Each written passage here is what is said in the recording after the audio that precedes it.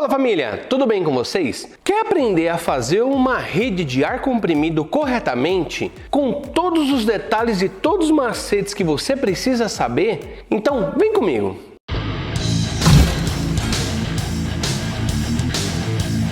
Eu resolvi fazer a rede de ar comprimido aqui da Oficina Garage. Então eu vou ensinar você o passo a passo de como escolher melhor o que você vai precisar para a sua oficina. Desde que ela seja 1 metro a linha de ar comprimido até 26 metros, que é o tamanho que eu vou fazer aqui. Eu não vou ensinar cálculos aí para grandes oficinas, grandes indústrias, até porque essas empresas precisam aí de compressores de alta performance, precisa de tanques de reservatório, que nós apelidamos de pulmão, precisa também fazer cálculos para perda na pressão da linha e também para pequenos vazamentos. Então tudo isso tem que ser muito bem compensado e não é isso o intuito desse vídeo. O intuito do vídeo é passar conhecimento de uma forma muito simples e que você não tenha dúvida alguma. Então fica até o final desse vídeo, que eu tenho certeza que se você não entende de ar comprimido, você vai entender de uma vez por todas. Para quem não sabe, o ar comprimido é utilizado em diversas áreas, como por exemplo, oficina mecânica, serralheria, também é muito utilizado em hospitais, utilizado em indústria farmacêutica, indústria alimentícia, cosmético e diversas outras áreas o ar comprimido está presente. Até quando você vai no dentista e senta na cadeira, ninguém gosta daquele motorzinho, é movido a ar comprimido. Então nós temos diversos tipos de ar comprimido. Nós vamos falar aqui do ar comprimido gerado através de um compressor de ar por pistão. Agora que você já sabe nos locais onde são utilizados o ar comprimido, vamos para a primeira pergunta que você deve se fazer antes de iniciar aí uma rede de ar comprimido na sua oficina. Quais equipamentos você vai utilizar nessa rede? Tudo que é movido a ar é pneumático. Então, todas as ferramentas, inclusive pistola de pintura, também é uma ferramenta pneumática. Então vamos começar pela parte de pintura. Todo mundo que tem oficina sabe que precisa ali de ar para bater ali para fazer uma limpeza e também precisa de ar para fazer pintura. Para a parte de pintura, não é necessário um compressor muito grande. Se uma pintura simples, uma pintura numa serralheria, por exemplo, uma pistola de ar direto, 30 libras faz ela funcionar muito bem, até 25 libras funciona muito bem uma pistolinha. Então nesse caso, você pode ter um compressor pequeno, como esse Shoes, esse Air Plus que está na tela. Esse compressor eu tive por muito tempo e atende muito bem a parte de pintura, inclusive até pistola de baixa pressão, que geralmente trabalha entre 40 libras. Então você consegue trabalhar muito bem numa oficina. Se você precisa somente de ar para limpeza e para fazer algum tipo de pintura, um compressor desse porte já vai te atender. Agora, para você que precisa fazer pintura automotiva, aí não, esqueçam esse compressor, que aí você precisa de um compressor mais potente, que seria um compressor de no mínimo 10 pés para cima. Esse compressor é de 20 PCM. Então eu sempre recomendo para quem tem oficina e precisa de demanda para pintar carro, quem pinta até caminhão, máquinas agrícolas, o ideal é um compressor de 20 pés. Vai te atender muito bem, até porque nessas oficinas não se utiliza apenas uma pistola de pintura, às vezes 2 pistolas, às vezes está utilizando aqueles pulverizadores de produto, então são mais do que 2, 3 linhas ali funcionando ao mesmo tempo. Então você tem que se preocupar muito com isso, mas calma que eu vou te ensinar de uma forma bem simples. No mercado são comercializadas pistolas de baixa pressão, média pressão e alta pressão. Se você começar uma pintura automotiva, ela tem que estar ali entre 40, dependendo da pistola, entre 40 e 90 libras. Então você está utilizando ali uma pistola. Se você tiver em 90 libras, o compressor não tiver um PCM adequado, calma, fica tranquilo que eu vou te explicar o que é isso. O que vai acontecer? A pressão vai cair e numa pintura automotiva jamais a pressão pode cair ou subir. Tem que estar regulada de acordo com que o pintor regulou a pressão para que ele faça uma pintura uniforme e que saia tudo perfeito. No mínimo, você deve escolher um compressor de 5 PCM a 10 PCM, se você for trabalhar sozinho. como eu falei agora há pouco, se for 2, 3 linhas ligadas ao mesmo tempo, aí já tem que ser um compressor aí de 20 PCM, tá ok? Só para que você possa aí ter um efeito comparativo, o meu compressor aqui que me atende é de 15 PCM, então é um compressor de 15 pés. Agora as ferramentas pneumáticas, tais como micro-retífica, retífica reta, parafusadeira pneumática, existem inúmeras ferramentas pneumáticas no mercado. A maioria das ferramentas pneumáticas você vai ver PCM nelas, mas também você vai encontrar litros por minuto. Então há uma equiparação aí também que é a mesma medida. Uns vão falar sobre PCM, outros vão falar em litros por minuto. Mas você pode estar se perguntando, Fábio, eu não sei o que é PCM. Fica tranquilo que agora eu vou te explicar de uma maneira muito simples. PCM quer dizer pés cúbicos por minuto. Isso significa a vazão do compressor. Você já deve ter utilizado algum compressor, comprado alguma ferramenta aí pneumática? Você vai lixar, por exemplo, principalmente com as lixadeiras rotorbital. De repente ela começa a cair, até quase parar. E o compressor não desliga, ele está tentando vencer, mas não vence. Por quê? A capacidade daquele compressor não condiz com a capacidade em PCM da sua ferramenta. Isso significa a vazão do compressor é inferior à ideal da ferramenta. Por exemplo, esse compressor que eu mostrei aí, o AirPlus da Shoes, ele é um compressor aí de 5,5, se não me falha a memória, 5,5 PCM. Se você pegar aí uma politriz, como uma que eu tenho aqui, de 10 PCM, o que vai acontecer?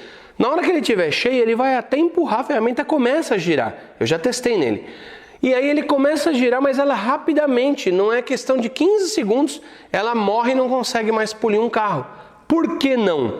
Porque o compressor ele só consegue chegar a 5,5 de vazão. A minha ferramenta precisa de 10, praticamente o dobro, então ela morre.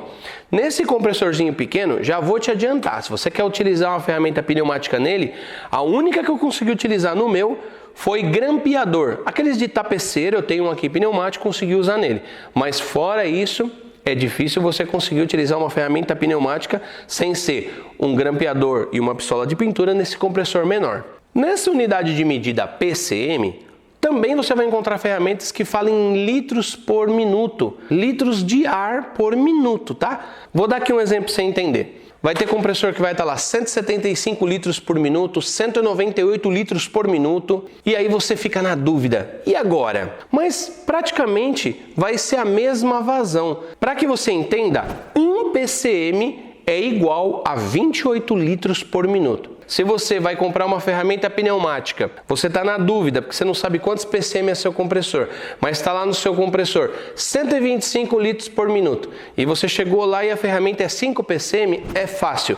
5 vezes 28 vai dar 140 litros por minuto. Isso significa que seu compressor tem a vazão de 128 litros ou 125 litros. Não vai atender a sua demanda. Então, com certeza, vai iniciar bem, mas questão de minutos sua ferramenta não vai ter velocidade. Tá ok? Espero que vocês tenham entendido. É muito simples. Agora, não confundam com PSI. PSI já é diferente. Você também vai encontrar isso nas ferramentas. Vamos lá. PSI... A tradução é um nome até complexo que eu nem lembro mais direito aqui para falar. Mas traduzindo ali numa forma mais clara, PSI significa libra-força por polegada quadrada. É a pressão, é aquela força que se tem. Já não é a vazão, PCM é vazão, PSI é a pressão. Então, você vai ver lá muitos compressores que vai ter um PSI, ele vai estar lá em PSI, qual que é a capacidade de pressão ali do reservatório, sendo PCM a vazão de ar, PSI a força aplicada por uma polegada quadrada. Espero que você tenha entendido agora a diferença entre PCM e PSI.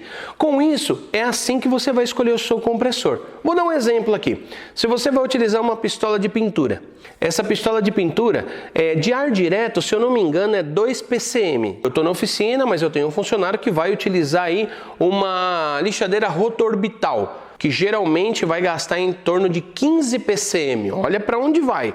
Então 15 com 2 já são 17. Um compressor de 15 pés como o meu vai atender? Não vai. O PCM do meu é 15. Então aqui já está dando 17. Qual é o ideal? Esse outro compressor que eu mostrei aí, de 20 pés, de 20 PCM. É muito simples, basta você olhar o que você vai utilizar. Se você é uma pessoa sozinha e vai usar uma ferramenta por vez, então pegue o PCM maior da ferramenta. Como, por exemplo, você fala assim, Fábio, mas qual que é uma ferramenta que gasta muito, por exemplo? Aquele corte a plasma que eu tenho aqui da Boxer, a Hardcut 82, ela consome 15 PCM, significa o meu compressor já é o limite dela, então funciona muito bem aqui, mas no limite, por isso eu vou aumentar, vou ver se eu consigo comprar um compressor maior. Então, como é só eu que vou utilizar o ponto de ar, não vou ligar outra ferramenta a hora que eu estiver cortando. Mas se eu tivesse uma pessoa aqui trabalhando comigo e fosse fazer uma pintura e eu utilizar uma pistola aí de 8 PCM, por exemplo, a hora que eu estou utilizando também o meu corte a plasma, só aí já deu 23. Então eu tenho que comprar aí um compressor aí de 30 pés ou 40 pés, que é um baita de um compressor, para poder atender a demanda. Entenderam? Fica muito mais fácil você calcular por PCM do que por litros por minuto. Mas se você for fazer, como eu expliquei, é muito fácil a conversão. Feito isso, agora você precisa saber alguns pontos para escolher a sua rede de ar comprimido. Como, por exemplo, primeiro ponto, aquecimento. E eu não estou falando do aquecimento do compressor, e sim do ar atmosférico que é comprimido dentro do compressor. Você já deve ter visto um compressor funcionando e você põe a mão no cilindro, ali no reservatório dele, e está quente. Por quê? Porque ele está pegando esse ar comprimido que está a temperatura ambiente. Vamos dizer que está fazendo aí 30 graus hoje. Ele vai pegar esse ar atmosférico que está em 30, vai jogar para dentro do compressor, vai comprimir ele lá dentro. O que vai acontecer? Ele vai aquecer. Então, esse gás na ponta, que o ar comprimido não deixa de ser um gás, ele vai sair numa temperatura aí entre 60, 70, 80, ele pode chegar aí a 90 graus, tá? Dependendo do compressor e do local onde ele está. Em algumas áreas como cosmético, que eu atuei por 2 anos na indústria, onde muitas máquinas são movidas a ar, elas não podem chegar a ter 70 graus de ar comprimido na linha. Então o que acontece?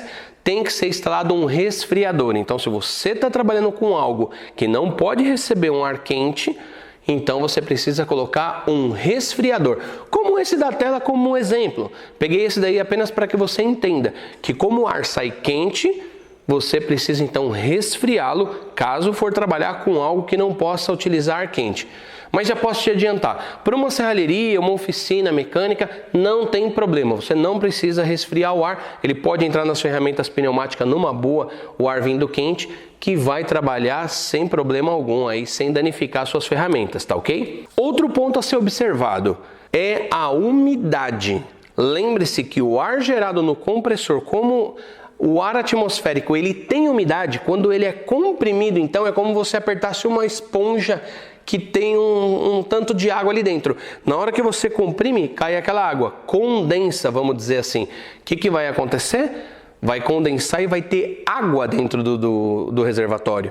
Na hora que eu for fazer a instalação aqui, eu vou mostrar para vocês que a hora que você abre o bujão, sai água debaixo do compressor. Então, sempre tem que drenar o compressor aí, se possível diariamente, ou no mínimo semanalmente, uma vez aí por semana, tá ok? Lembrando que se você precisa de um ar seco, porque tem muitos equipamentos que precisam que o ar esteja seco, como indústria farmacêutica também, alimentícia, não pode ter. Então você vai ter que colocar também ali um secador, como esse, por exemplo, que está na tela. Não é barato, tá, pessoal? Mas estou dizendo apenas para que você aprenda aí tudo o que você precisa aprender para montar uma linha de ar comprimido, uma rede de ar comprimido. Por que secar o ar? Porque quando ele está indo comprimido dentro da linha, ele está úmido. Uma pintura, por exemplo, automotiva, a utilização de um corte a plasma, não pode ter umidade ali, senão prejudica a máquina, o corte, ou prejudica a pintura do carro.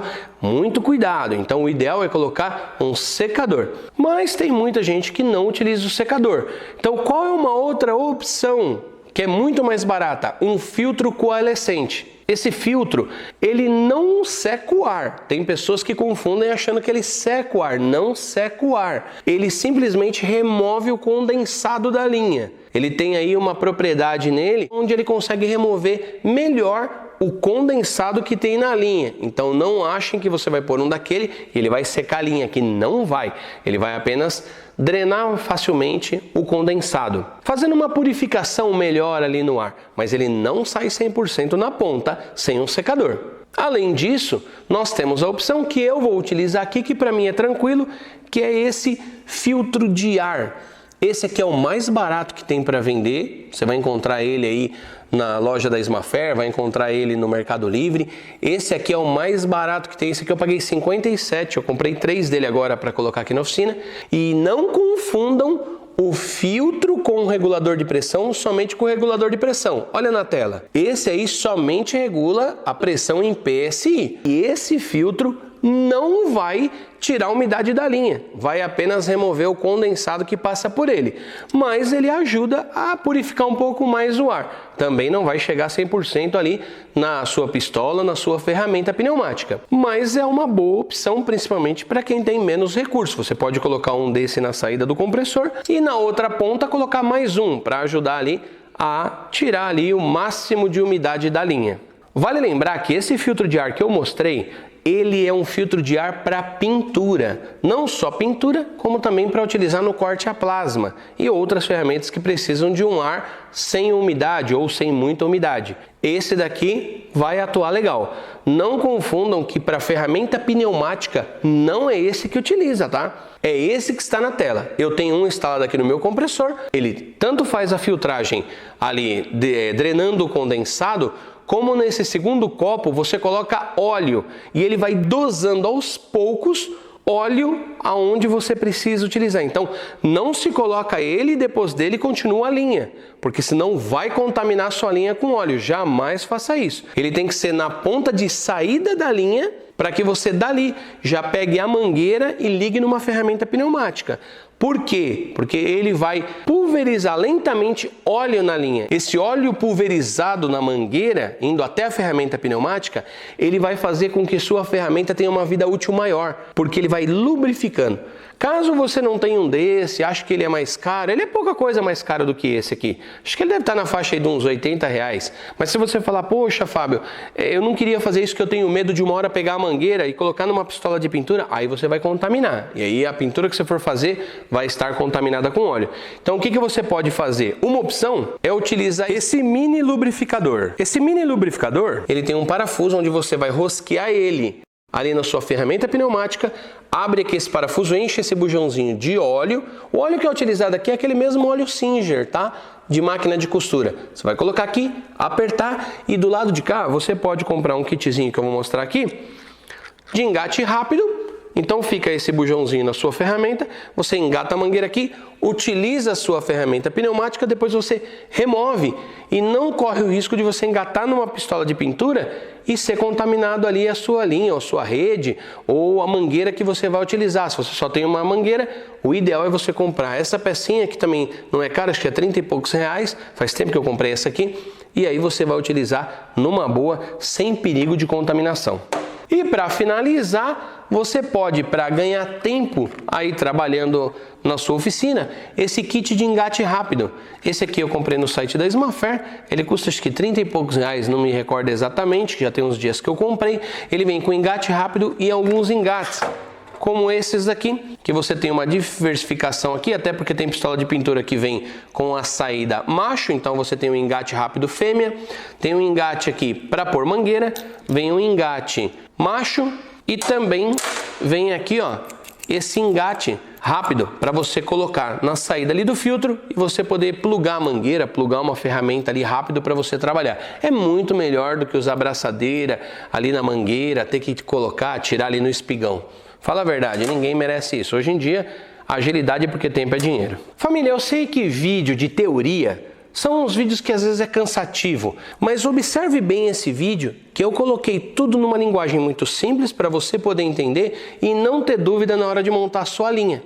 Agora eu vou falar sobre 4 tipos de rede de ar comprimido que você pode fazer. Não vou fazer o comparativo de um por um com todos os acessórios, senão vai ficar um vídeo muito longo. Vamos comparar apenas a parte da tubulação. Vou começar da mais barata para mais cara. Então, a rede de ar comprimido mais barata que existe é a rede feita com tubo de PVC soldável. Muitas pessoas fazem essa rede nas oficinas. Esse tubo de 20 milímetros, que é aproximadamente meia polegada, que é o que eu vou utilizar aqui, ele custa aí R$ 25,29. Porém, vem agora uma ressalva minha. Muita gente utiliza, tem um amigo meu aqui que fez na oficina dele, tá funcionando? Funciona.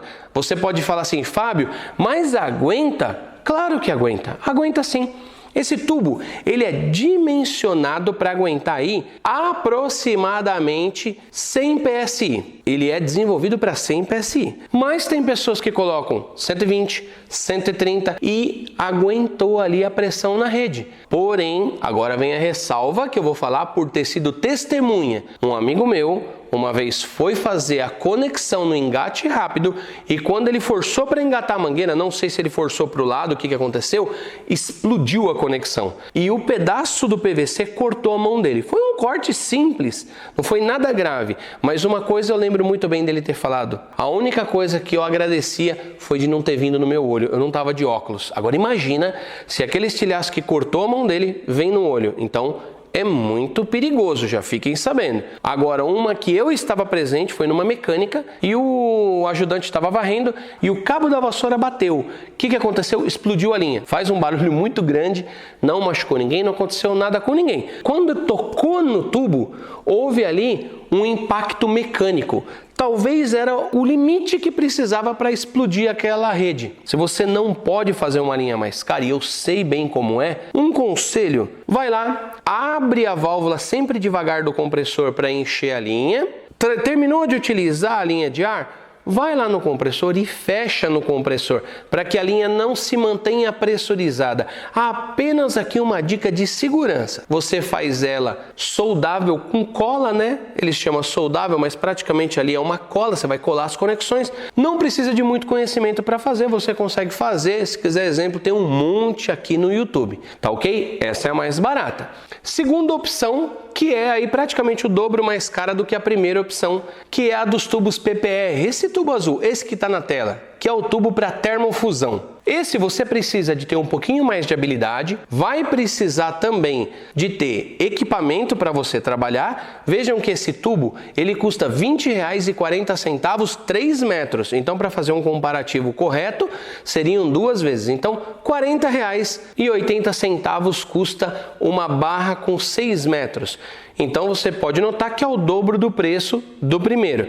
E as conexões também são um pouquinho mais caras. Esse tipo você precisa de ter um pouco mais de habilidade, tem que ter uma termofusora, que é essa que está na tela, junto com essa tesoura que está junto dela na imagem. Essa tesoura é para fazer o corte reto, para que você possa ali colocar o tubo ali na termofusora, alcançar a temperatura ideal ali, que é 260 graus, se não me falha a memória. Na hora que ele alcança a temperatura, você tira e faz então ali a junção. Tem que ter um pouco de habilidade, porque como ele vai estar mole, tem que tomar cuidado para não deixar fora de esquadro. Por isso que eu disse que tem que ter um pouco mais de habilidade. Mas ele vem seguindo ali o padrão quase do tubo soldável, que você utilizou cola, mas o outro é uma termofusão, porque ele se funde, diferente do outro que ele é soldável, mas ele está colado ali. Esse outro não, ele fica muito melhor e ele é indicado para ar comprimido. Observe bem isso, se você puder ter um pouquinho mais de dinheiro para investir, então eu não te indico a primeira opção, faça a segunda, que aí vai te trazer uma segurança maior.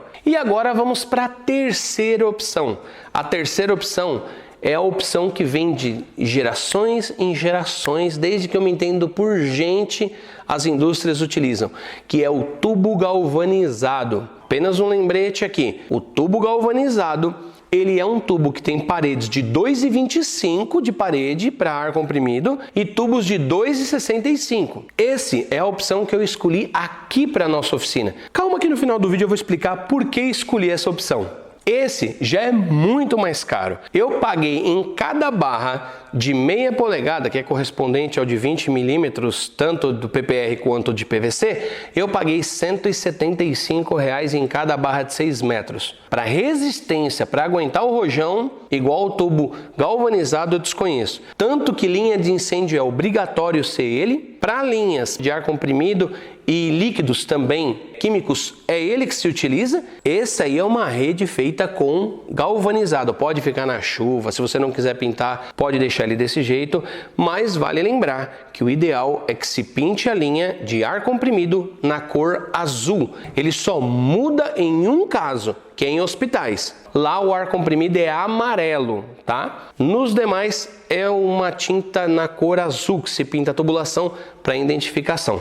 O galvanizado ele aguenta porrada, ele aguenta o famoso golpe de ariete. No primeiro caso, tubo de PVC, se der um golpe de ariete, se tiver algum líquido passando dentro, ou o condensado se formar muito grande e acabar gerando um golpe de ariete, ele vai arrebentar. Não vai aguentar. Já o PPR eu não sei qual é a resistência dele se tiver um golpe de ariete, porque eu nunca trabalhei com PPR, só aprendi como que é, mas nunca trabalhei. Já o galvanizado trabalhei muito e funciona que é uma maravilha, aguenta uma baita de uma pressão ali tranquilamente. É um que precisa também de equipamento. Eu vou utilizar essa rosqueadeira elétrica, pode ser uma rosqueadeira manual como essa da imagem, ou você pode utilizar essa elétrica que ganha muito mais tempo, é muito mais rápida. Essa daqui não é minha, mas a Merax disponibilizou aqui para que possamos fazer a nossa linha de ar comprimido, mas lembre-se que depende do tamanho da cidade. O pessoal que aluga andaime, bitoneira, tem essas rosqueadeiras para alugar. E agora a quarta opção e mais cara, que é a tubulação de ar comprimido de alumínio. Ele é um tubo que custa R$ 225.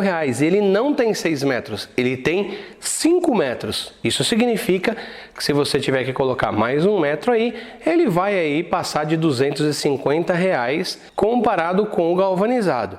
E lembrando também que as conexões que são utilizadas também são mais caras e ele precisa de equipamentos. Nunca trabalhei, mas sei que precisa de equipamento ali para poder fazer o lixamento, para tirar rebarba. Você vai precisar de equipamentos para fazer aí a montagem dele. Então, acaba precisando de uma mão de obra mais especializada e também de ferramentas que nesse caso, como eu nunca trabalhei, não sei o custo. Apenas fiz um comparativo para mostrar que a rede de alumínio tem uma grande vantagem que não sofre de corrosão depois de anos como sofre o galvanizado, apesar que eu conheço linha em empresa com mais de 20 anos e está intacto, né, na tubulação galvanizada. Então, fica aí um comparativo para que você possa avaliar qual é a melhor tubulação para você fazer aí uma rede de ar comprimido. Bom, meus queridos, existem outros meios de fazer? Existe sim, existe tubulação de PVC branco, que é rosqueável, você tem que fazer rosca nele, como esse galvanizado, porém com ferramentas mais simples. Existe linha prensada, que utiliza uma prensa ali hidráulica para poder fazer, acho que até prensa elétrica também dá para fazer, mas esses eu não pesquisei para mostrar para vocês, porque aí teria que ir muito a fundo e o vídeo ia ficar muito cansativo. Essas 4 opções já dá um leque para que vocês possam ali escolher qual é a melhor. Aí você pode dizer assim, Fábio, fala logo por que você escolheu a galvanizada. Bom, primeiro ponto, já trabalhei muito com o galvanizado, já tenho assim uma familiaridade com ele e gosto do tubo. A resistência dele é muito grande, muito mesmo. Eu nunca vi em toda a minha carreira explodir uma linha de ar comprimido com ela, então esse é o meu primeiro ponto, até porque aqui, para quem acompanha o canal, sabe que eu também moro aqui na oficina e tem minha família que também transita aqui e muitas das vezes a minha rede, que aqui não é uma rede, são mangueiras, fica o compressor aberto. Quantas vezes a gente não esquece de fechar? Isso é normal. Então a minha linha, se ficar pressurizada, não vai ter problema nenhum. Outro ponto, se por um acaso eu estiver trabalhando com algum tubo e sem querer ir na rede e bater no tubo, eu sei que não vai acontecer nada, nem amassar vai. Então é por isso que eu escolhi. Não estou dizendo que ela é a melhor, na minha opinião é a melhor, mas na sua pode ser que não seja. Então, meus queridos, foi por isso que eu escolhi. Fiquem ligados que no próximo vídeo eu vou fazer agora o passo a passo, passando todas as dicas de como fazer rosca, as dicas de como fazer a instalação, como fazer a linha toda a rede, vamos chamar assim, porque a tubulação, ela tem alguns segredos que você precisa aprender para que, se você for fazer a sua, não corra risco nenhum de dar errado. Então fica ligado que eu vou passar todo o meu conhecimento nessa parte para que você possa aprender aí e não ter dúvida nenhuma. Bom, meus queridos, espero que tenham gostado do vídeo. Deus abençoe a todos. Até o próximo vídeo.